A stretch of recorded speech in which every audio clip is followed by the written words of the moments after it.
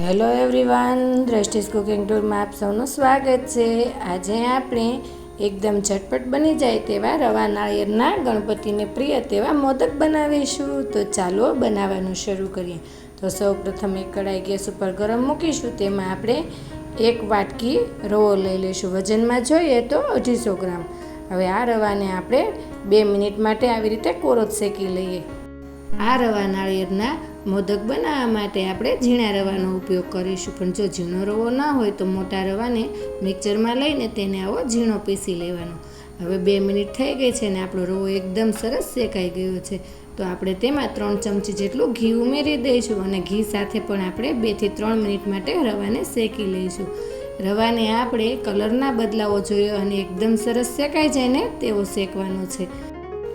રવાને ઘી સાથે શેકાતા 2 થી 3 મિનિટ જેટલો સમય લાગશે। 2 થી 3 મિનિટમાં જ આપણો રવો એકદમ સરસ શેકાઈ જશે।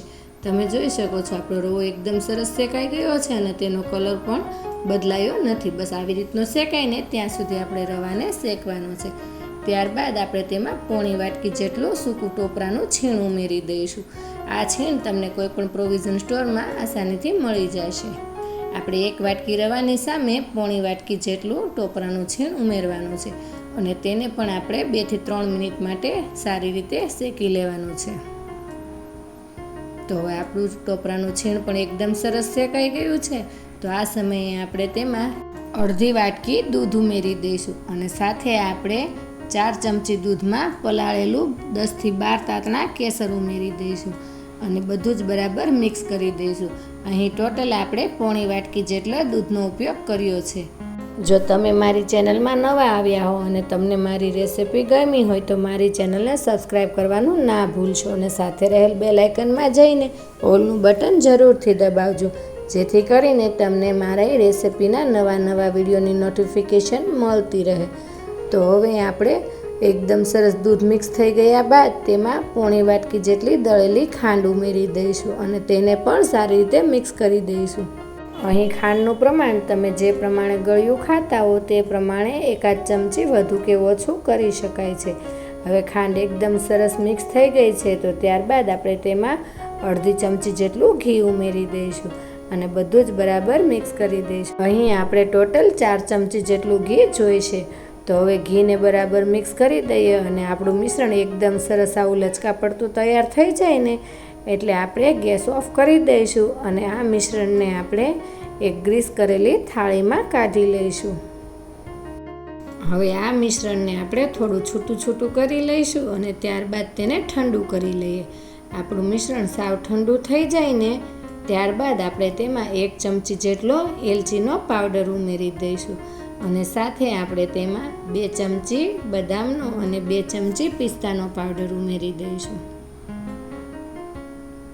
હવે બધું જ આપણે બરાબર મિક્સ કરી દઈએ।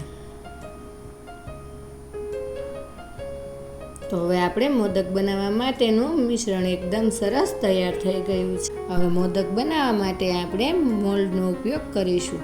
આ મોલ્ડ તમને બજારમાં સરળતાથી મળી રહે છે। તમે આની જગ્યાએ પ્લાસ્ટિકમાં પણ મળે છે તેનો ઉપયોગ પણ કરી શકો છો। આમાં તમને નાની મોટી અલગ સાઇઝ પણ મળી રહે છે।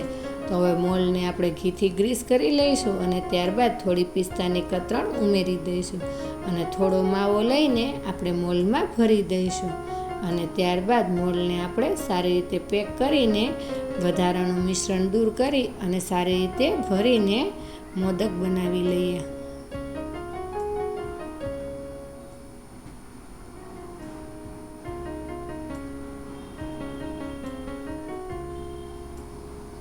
તો અહીં આપણે મોદક બનીને તૈયાર થઈ ગયું છે। તમે જોઈ શકો છો આપણો મોદક કેટલો સરસ તૈયાર થયો છે। તો આવી જ રીતે આપણે બધા જ મોદકને બનાવીને તૈયાર કરી લઈએ।